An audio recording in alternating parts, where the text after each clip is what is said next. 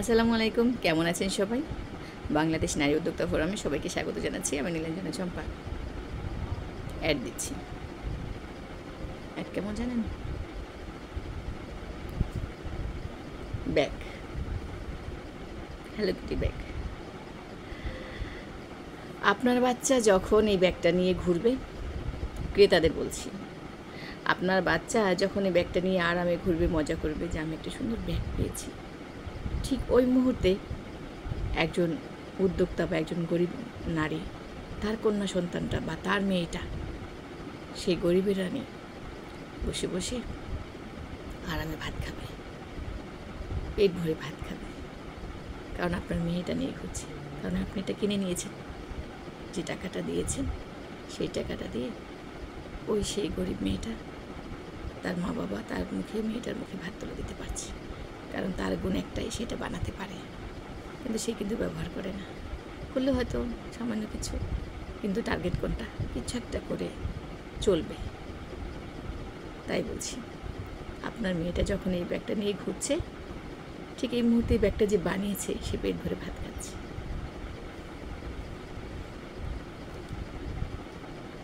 এই ব্যাগটা বানাতে অনেকটা পরিশ্রম, এগুলি যাই বলি, এই কুশি কাটার কাজ যারা করে প্রচুর পরিশ্রম। হাত ঘোরাতে ঘোরাতে একসময় হাতের রগ ব্যথা করে, আঙ্গুল ব্যথা করে, শরীর নিস্তেজ হয়ে পড়ে, অনেক ঘুম চলে আসে, ক্লান্তি লাগে। কারণ কি? টাকা পাবো। প্রতিটা নারী উদ্যোক্তা চাই কিছু একটা করবে। সম্মান করি, সালাম করি তাদের যারা অনেক ধৈর্য ধরে এগুলি বানায়। ঠিক সেই মুহূর্তে যখন চারিদিকে দেখা যায় মানুষ টাকার জন্য নানা রকম খারাপ ভিডিও বানায়, নিজের শরীরকে দেখিয়ে নানাভাবে নিজেকে উচ্ছৃঙ্খল বানিয়ে প্রকাশ করে, নানাভাবে নিজের অঙ্গভঙ্গি দেখিয়ে টাকা ইনকাম করে, নিজেকে বিক্রি করে দেয়, ভিডিও কলে পুরুষের সাথে কথা বলে টাকা ইনকাম করে, আরাম আয়েশ করে। হ্যাঁ, আজকাল নানা দিকে অনৈতিক কাজ চলছে, পার্লারের নামে, ফেসিয়ালের নামে, স্পার নামে নানাভাবে মানুষ অনৈতিক কাজের সাথে জড়িত হচ্ছে। আমাদের কন্যা সন্তানরা, আমাদের মেয়েরা, ঠিক সেই মুহূর্তে আমি চাচ্ছি আমাদের মেয়েরা স্বাবলম্বী হবে, ঘরে বসে কাজ করবে। সুতরাং যারা ধনী আছেন তারা যদি এই ব্যাগগুলি কিনেন, লেদারের ব্যাগগুলি কিছুদিন পর ভেঙে যায়, ফেটে যায়, ওটা ধোয়া যায় না, কিন্তু এটা ইচ্ছে করলে আপনি ধুয়ে পরিষ্কার করে আবার আলমারিতে উঠে রাখতে পারেন। একদিকে কী লাভ হবে জানেন? একদিকে এই সুতাটা তৈরি বাংলাদেশে বেশি বেড়ে যাবে, আমরা বেশি, যেহেতু এটা ইম্পোর্টের সুতা, তাই এটা ওখান থেকে আমাদের দেশে আর্থিকভাবে দেশ লাভবান হবে, আমরা সমাজ যেহেতু লাভবান হব, দেশও লাভবান হবে। এটা মেয়েরা এই কাজে চলে আসবে বেশি, যে আমি এই কাজটা করলে আমি খারাপ কাজে যাচ্ছি না। মেয়েদের মানুষ মনেই করে যে মেয়ে মানে খারাপ কিছু করে ইনকাম করে খাওয়া, যদি স্বামী না থাকে। হ্যাঁ, প্রতিটা মেয়েকে আমরা জন্মের পর থেকে মেয়েদেরকে ওইভাবে ডাইভার্ট করি যে তুই একদিন স্বামীর ঘরে যাবি, স্বামী তোকে কামাই করে খাওয়াবে, ওই বেটা যা বলবে তাই শুনবি। আর সেজন্য এই যে দেখা যায় আমাদের প্রতিদিন ধর্ষিতা বের হচ্ছে। আমাদের আসিয়া মারা গেল, কারণ ওই মেয়েটা বড় বোনটা চেয়েছিল ওই স্বামীর ঘরে টিকে থাকি, যেভাবে হোক, নৈতিক হোক অনৈতিক হোক, যেভাবে হোক টিকে থাকি, যার জন্য নিজের বোনটাকেও জাহান্নামে দিল। বড় বোন হয়ে ছোটো বোনের জীবনটা বাঁচাতে পারলো না, কারণ কি? তাকে স্বামীর ঘরে থাকতে হবে, ওই পুরুষ তাকে কামাই করে খাওয়াবে সেই আশায়। এটা যদি না হতো, আজকের বোন অনেক ইনকাম করতে পারতো, ঘরে বসে নিজে টাকা আয় করে নিজের সংসারটা সুন্দর চালাতে পারতো। তাহলে কিন্তু ওর বোনকে কেউ কিছু বলার আগে চোখ গরম করতো, এই বেটা আমার বোনকে কিচ্ছু করবি না, পারতো না। সেই জন্য চাচ্ছি আর যেন কোনো আসিয়ার জন্ম না হয় এই পৃথিবীতে, আর যেন কোনো কুলাঙ্গারের জন্ম না হয়। আসিয়ার দুলাভাই, আসিয়ার তালই বলি, হ্যাঁ, তারপরে ওর যে আর একটা কাপুরুষ আছে, তাই এই তিনটা কাপুরুষ মিলে যারা আসিয়ার নষ্ট করেছে, আসিয়াকে ক্ষতি করেছে, এরকম আসিয়া যেন না জন্মায়, আর এরকম কাপুরুষও যেন আর না জন্মায় পৃথিবীতে, এরকম আসিয়ার বোনও যেন না জন্মায়। আপনার ঘরে কন্যা সন্তান হলে তার দিকে বেশি খেয়াল রাখবেন, সে যেন কাজ করে খেতে পারে, সে যেন নিজেকে স্বাবলম্বী করতে পারে বিয়ের আগে, সেই চিন্তাটা করে।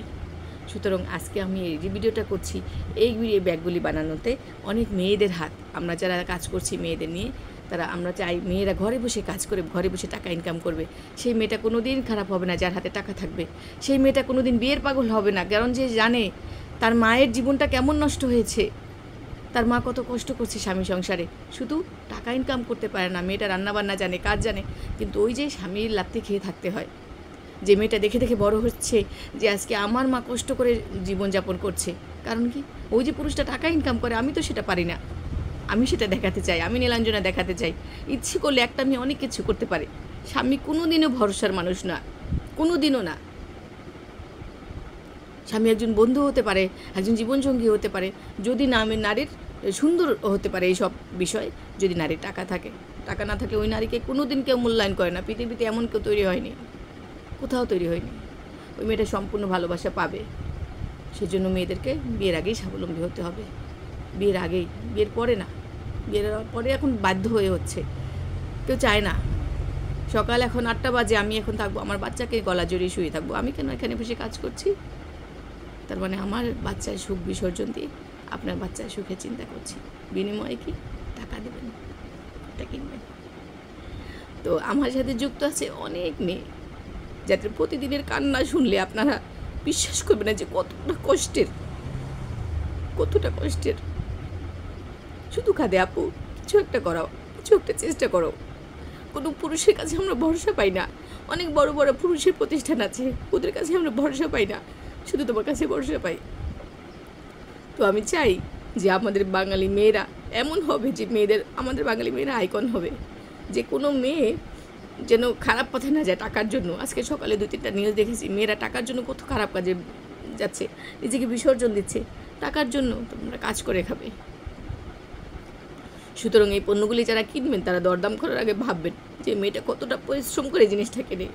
অনেক মেয়েরা দেখি সস্তায় একটা গলা বানাতে, একটা কুশি কাটার একটা নেক বানাতে প্রায় কম হলেও, একটা মেয়ের এই জিনিসটা বানাতে কম হলেও প্রায় 8 থেকে 10 ঘন্টা চলে যায়। কারণ একটু একটু করে সময় বের করে, সংসারের কাজ ফেলে একটু একটু করে সময় বের করে কাজটা করে।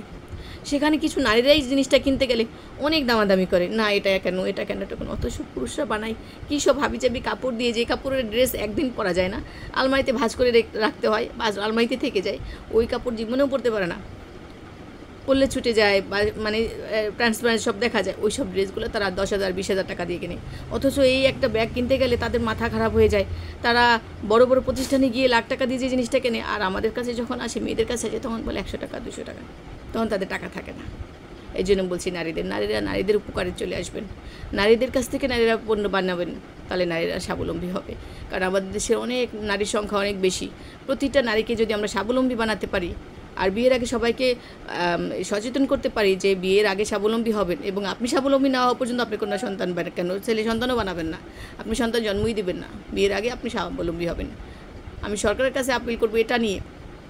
অনেকেই এটা নিয়ে কথা বলেছে, আমি এটা নিয়ে অনেকবার দরখাস্ত করেছি, কিন্তু আমি করতে চাই সরকারের কাছে যে এটা, যে আমরা নারীদের জন্য আমরা কি করছি। নারী জন্ম দেওয়ার আগে একজন মা কতটা সচেতন হতে হবে, কতটা সচেতন হওয়ার পরে একজন নারী বিয়ে করবে। শুধু যৌবনের চাহিদা হইলেই যে বিয়ে করাতে হবে তা না, সে বাহ্যিক দিক থেকে সব দিক থেকে ঠিক আছে কিনা সেটা দেখে তাকে বিয়ে দিতে হবে মা বাবাকে। এবং ছেলেকে বিয়ে করানোর আগে দেখতে হবে যে তোমার ঘরে যখন মেয়ে সন্তান বা ছেলে সন্তান জন্মাবে, সেই জন্মের পর যেন মা কাজ না করতে হয়, মা যেন আরামে বাচ্চা পালতে পারে, সেরকম স্বাবলম্বী হয়ে তুমি বিয়ে করো। এই জিনিসটা, এই আইনটা আমি বানাবো ইনশাআল্লাহ। আপনারা সবাই দোয়া করবেন আমার জন্য। বাংলাদেশে এমন আইন বানাতে হবে যে বিয়ের শুধু বয়স হতে হবে না, বিয়ের চারিদিক থেকে সব ম্যাচুরিটি আসতে হবে।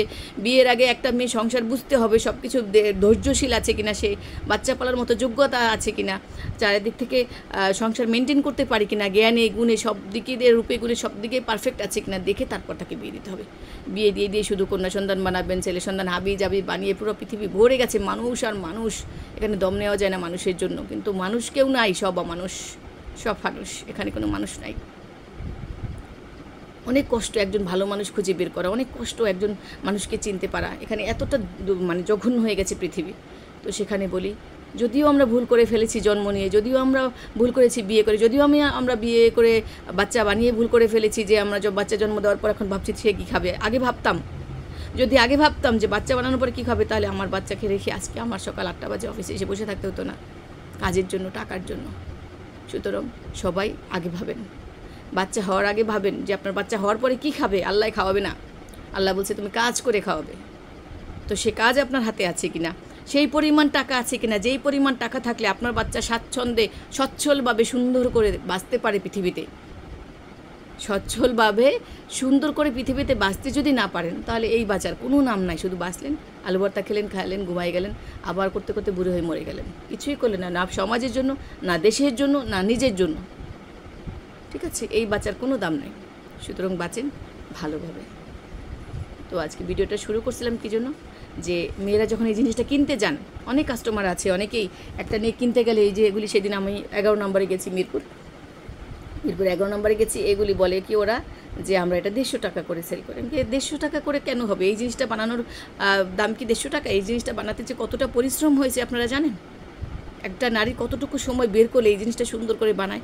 5 থেকে 6 ঘন্টা সময় বের করা, অনেকে 10 ঘন্টাও লেগে যায়, অনেকে বেশিও লাগে। একটু সময় সুই ধরে, বাচ্চা কান্না করে, শাশুড়ি সেবা করবে, স্বামী সেবা করবে, সবাইকে করে একটু ফাঁকে ফাঁকে সময় বের করে। তো আপনারা এটা কিনতে গেলে আপনাদের টাকা থাকে না, অথচ বড় বড় আড়ঙে যান, বড় বড় কোম্পানিতে যান, গিয়ে দেখবেন আপনারা স্বাচ্ছন্দ্যে ভ্যাট দিয়ে তারপর জিনিস কিনে নিয়ে আসছেন। সেটা কিভাবে পারেন? তাহলে ওখানে গেলে আপনাদের টাকা থাকে, এখানে আসলে টাকা থাকে না। এখানে কেন সস্তা মনে করেন? আপনারা যদি নারীদেরকে মূল্যায়ন না করেন, তাহলে নারীরা খারাপ পথে যাবেই। সুতরাং যারা ধনী আছেন তাদেরকে বলছি, আপনার কন্যা সন্তানের মুখে যখন সুন্দর ড্রেস পরে হাসি আসবে, ঠিক ওই সময় একজন গরিব বাবার মেয়ে, গরিব মায়ের মেয়ে, সেই গরিবের কন্যা সন্তানটা বসে আরামে বসে পেট ভরে খাবে। সুতরাং সবাই সবার সহযোগিতা এগিয়ে আসুন, নারীরা নারীদের কাছে এগিয়ে আসুন। নারীরা বেশিরভাগই পণ্য কিনবেন নারীদের কাছ থেকে, যাতে নারীরা স্বাবলম্বী হয়। তো আজকে ভিডিও এখানে রাখছি। আল্লাহ হাফেজ।